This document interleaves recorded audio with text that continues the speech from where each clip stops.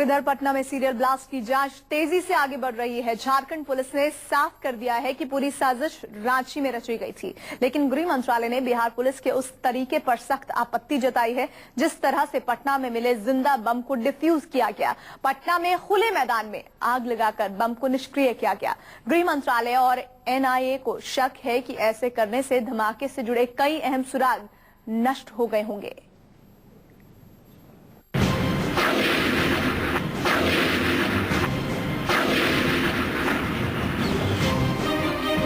गांधी मैदान से बरामद किए गए इस बम को डिफ्यूज करने के तरीके पर उठ रहे हैं सवाल।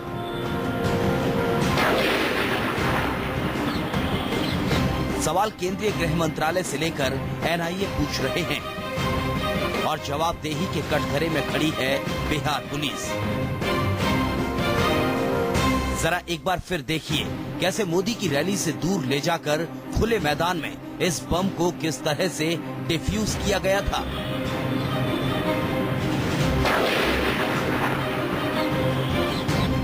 अब NIA और गृह मंत्रालय बिहार पुलिस से पूछ रहे हैं, भला आग लगाकर बम डिफ्यूज करने का ये तरीका क्यों अपनाया गया। बिहार पुलिस से पूछा जा रहा है, क्या बम डिफ्यूज करने का मतलब आग लगाकर खुले मैदान में बम ब्लास्ट करना होता है। अगर ये बम लो इंटेंसिटी वाला नहीं होता तो जान माल का बड़ा नुकसान हो सकता था। जाहिर है गृह मंत्रालय को पटना पुलिस के लापरवाही से काम करने वाले इस तरीके से सीधे सीधे ऐतराज है। वहीं मोदी की रैली के दौरान कल सीरियल धमाकों से पटना शहर में हड़कंप मचा हुआ था। इसके अलावा पटना पुलिस ने 4 और बम बरामद किए थे, जिन्हें सावधानी के साथ वक्त रहते डिफ्यूज कर दिया गया था। अगर पटना में बम डिफ्यूज नहीं होते तो क्या होता। अगर गांधी मैदान में 4 बम और फट गए होते तो कितना खौफनाक मंजर होता। जरा सोचिए, पटना में धमाके की साजिश रचने वालों ने कितना खौफनाक प्लान बनाया था। गांधी मैदान में 5 धमाके हुए और 4 जिंदा बम पुलिस ने बरामद कर लिए।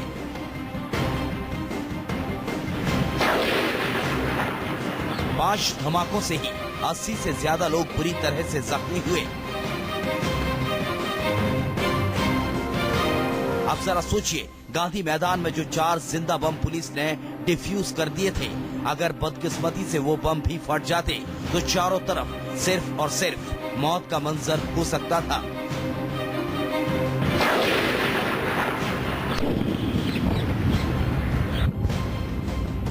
अभी अस्पताल में 80 से ज्यादा जख्मी भर्ती हैं। अगर जिंदा बमों को डिफ्यूज नहीं किया जाता तो घायलों की तादाद दोगुनी भी हो सकती थी। पटना में पहला धमाका तो रेलवे स्टेशन के प्लेटफॉर्म नंबर 10 के इस टॉयलेट में हुआ, जिसमें एक शख्स की मौत हो गई। लेकिन इस धमाके के बाद भी 2 जिंदा बम वहीं पड़े रहे थे। खुशकिस्मती से वो दोनों बम फटे नहीं थे। आनन फानन में bomb disposal squad railway station पर पहुंचा और बमों को डिफ्यूज करने की कोशिश शुरू हो गई। एक बम को तो कामयाबी के साथ डिफ्यूज कर दिया गया, लेकिन एक बम डिफ्यूज करते वक्त फट गया। लेकिन खुशकिस्मती से उसकी इंटेंसिटी ज्यादा नहीं थी। बहरहाल पटना में सीरियल धमाकों की साजिश रचने वालों के मंसूबे बेहद ही खौफनाक थे, क्योंकि उन्होंने पूरे शहर में दर्जनों बम प्लांट कर रखे थे। लेकिन खुशकिस्मती से 5 बम फटे नहीं और पुलिस के हाथ लग गए, वरना तबाही का मंजर और भी दर्दनाक हो सकता था। लेकिन अब सवालों के घेरे में बम डिफ्यूज करने का ये तरीका है, जिसके लिए बिहार पुलिस को गृह मंत्रालय को देना है जवाब।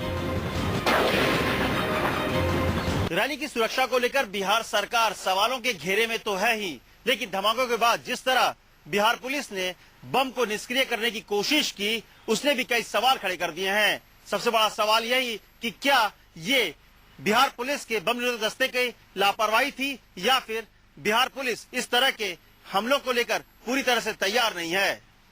पटना से अमिताभ ओझा के साथ अमित कुमार, दिल्ली, न्यूज़ 24।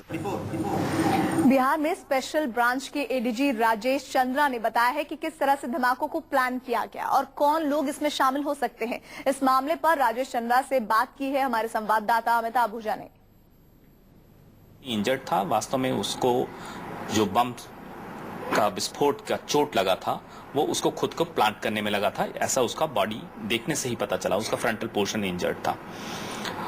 उस दौरान उसकी जब तलाशी ली गई तो उसके पास से कोई मोबाइल नहीं निकला, जो बहुत ही अप्रत्याशित था, अनएक्सप्लेन्ड था, क्योंकि आजकल छोटे छोटे लोग भी मोबाइल लेकर चलते हैं। उसने बताया कि वो रांची से चला है और उसे मोतिहारी जाना है। जब उसकी तलाशी ली गई तो उसके पास से एक कागज मिला जिसपे 7 मोबाइल नंबर्स लिखे हुए थे। उसका कारण बिल्कुल स्पष्ट है कि जब किसी व्यक्ति के पास मोबाइल रहता है तो उसमें वो मोबाइल नंबर्स स्टोर कर लेता है, लेकिन अगर उसे मोबाइल नहीं रखना है तो 10 डिजिट का मोबाइल नंबर स्टोर करना, याद रखना थोड़ा मुश्किल होता है। इसलिए उसने वो मोबाइल नंबर रख रखे थे। उस मोबाइल नंबर के संबंध में जब पूछताछ की जाने लगी तो कुछ नाम उसमें निकले और एक नाम निकला जो उसका खुद का था। ये व्यक्ति था इम्तियाज अंसारी, सन ऑफ कलामुद्दीन अंसारी, साकिन सिटियो, थाना हटिया, जिला रांची। इस पर हम लोगों ने तत्काल वहां पे मैंने एडीजी स्पेशल ब्रांच मिस्टर रेजी उनसे रिक्वेस्ट किया कि इस पे तत्काल हमारे रिक्विजिशन पे उसके घर की तलाशी ले ली जाए, उसके बारे में और छानबीन की जाए। तलाशी के क्रम में फिर ये जानकारी प्राप्त हो गई कि उसके यहाँ से भी विस्फोटक पदार्थ मिले हैं और कुछ आपत्तिजनक सामान बरामद हुए हैं। इस बीच में वो व्यक्ति इस इंटरोगेशन में ब्रेक किया उसने, और उसने बताया कि कुछ और लोग भी उसके साथ आए हैं। 3 टीमें आई हैं और ये और फर्दर मैटर ऑफ इन्वेस्टिगेशन है कि वो उन नंबर्स का पूरा का डिटेल्स निकालना, उसका सीडीआर निकालना, और ये सब अनुसंधान का विषय है। उसके बेसिस पर तलाशी तत्काल होने लगी। कुछ अनएक्सप्लोडेड बम भी मिले और कुछ टाइमर लगा चुके थे लोग, वो बम विस्फोट कर गए, जिससे आप अवगत है वो गांधी मैदान के सराउंडिंग एरिया में ये विस्फोट हुए। तो राजेश चंद्रा ये जो जानकारियां बता रहे हैं इसी आधार पर अभी इन्वेस्टिगेशन हो रही है। बहरहाल पटना में हुए सीरियल ब्लास्ट को लेकर एक से बढ़कर एक नए खुलासे हो रहे हैं।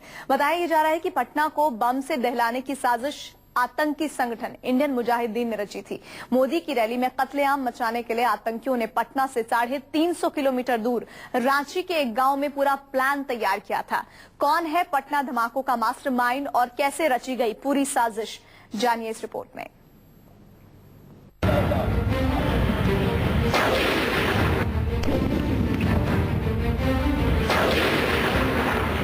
आतंकी हमले की जिस साजिश का सुराग खंगालने के लिए एनआईए की टीम पटना के गांधी मैदान में खाक छान रही है, उसके तार रांची से जुड़े हैं। बिहार की राजधानी पटना को मौत के मुंह में धकेल देने का रोड मैप तैयार करने के लिए आतंकियों ने झारखंड के एक छोटे से गांव को चुना था। धमाकों की तफ्तीश जैसे जैसे आगे बढ़ रही है, एक के बाद एक अहम खुलासे हो रहे हैं। झारखंड पुलिस ने दावा किया है कि पटना में एक के बाद एक हुए 7 धमाकों का मास्टरमाइंड इंडियन मुजाहिदीन के सरगना यासीन भटकल का सहयोगी तहसीन अख्तर उर्फ मोनू है। बिहार के समस्तीपुर का रहने वाला तहसीन अख्तर बोधगया ब्लास्ट में ही वांटेड है। आतंकी तहसीन दरभंगा मॉड्यूल तैयार करने के लिए जाना जाता है।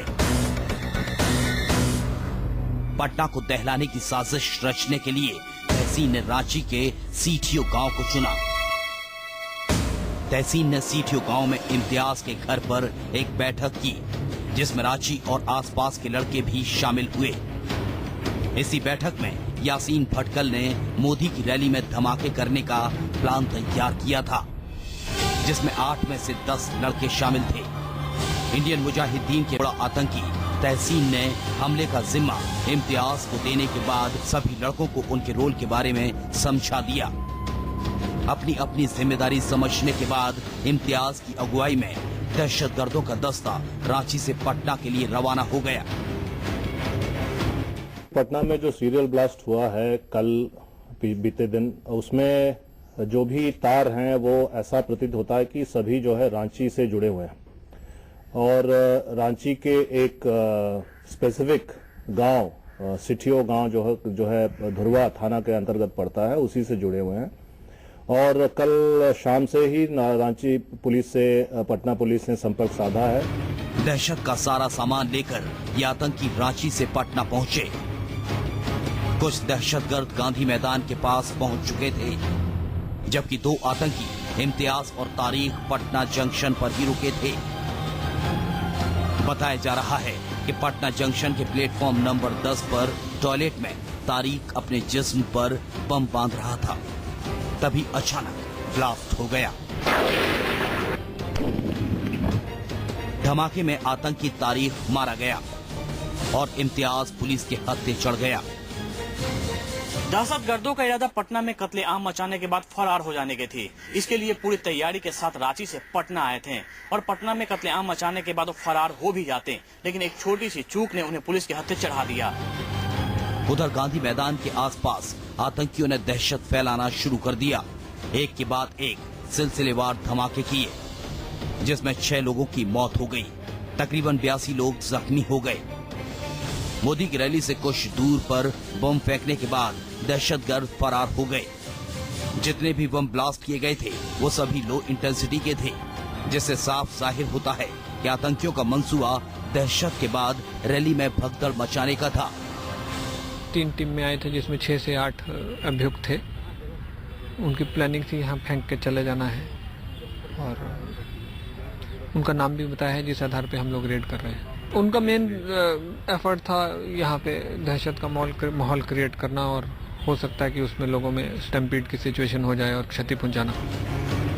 पटना में गिरफ्तार हुए आतंकी इम्तियाज की निशानदेही पर पुलिस ने छापेमारी शुरू की। पुलिस की एक टीम ने रांची HIC फ्लैट में इम्तियाज के घर भी छापा मारा, जहां से पुलिस ने भारी मात्रा में विस्फोटक, टाइमर, डेटोनेटर की तारें, प्रेशर कुकर और दुनिया के सबसे बड़े आतंकवादी रहे ओसामा बिन लादेन वाली जिहादी किताब भी बरामद की है। फिलहाल रांची पुलिस पटना पुलिस से लगातार संपर्क में है और जिस तरह से पुलिस की छापेमारी चल रही है, जल्द ही झारखंड से कोई और आतंकी भी गिरफ्तार हो सकते हैं।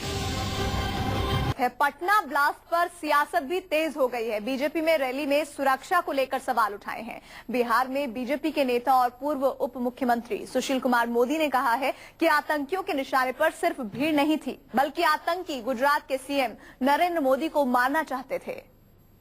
बताइए, क्या कहेंगे इस ब्लास्ट के बारे में? हाँ, अब तो 24 घंटे से ज्यादा हो गया। अब इसमें कहना क्या, ये तो राज्य सरकार की और घोर उपेक्षा का परिणाम है।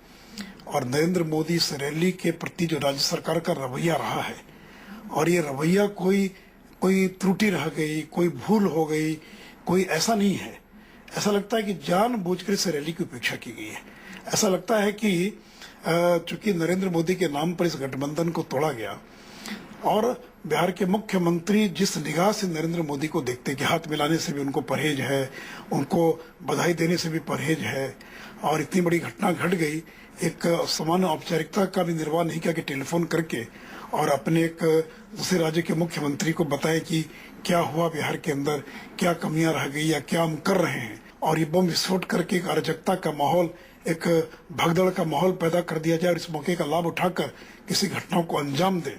ये सारी मंशा हो सकती है, लेकिन जिस प्रकार की आपराधिक उपेक्षा की है बिहार सरकार ने, वो क्षमा करने योग्य नहीं है। सर, सीएम ने ये कहा कि कोई सुरक्षा में कमी नहीं रह गई थी, और ये भी कहा उन्होंने कि पहले से कोई भी खुफिया जानकारी उनके पास नहीं थी। देखिए, खुफिया जानकारी थी कि नहीं थी महत्वपूर्ण नहीं है। रैली हो रही है, लाखों लोग आएंगे। नरेंद्र मोदी पर जिस प्रकार का थ्रेट परसेप्शन है, और अब तो ये भी समाचार आ रहा है कि और 24 अक्टूबर को केंद्र की सरकार ने और अलर्ट भेजा है। अब तो उनको बताना चाहिए कि केंद्र की सरकार गलत है कि नहीं गलत। सारी चिट्ठियां रिलीज हो रही हैं। तो देखिए, ये सब जो बचाव में जो बातें कही जा रही, बड़ी बचकानी बातें हैं।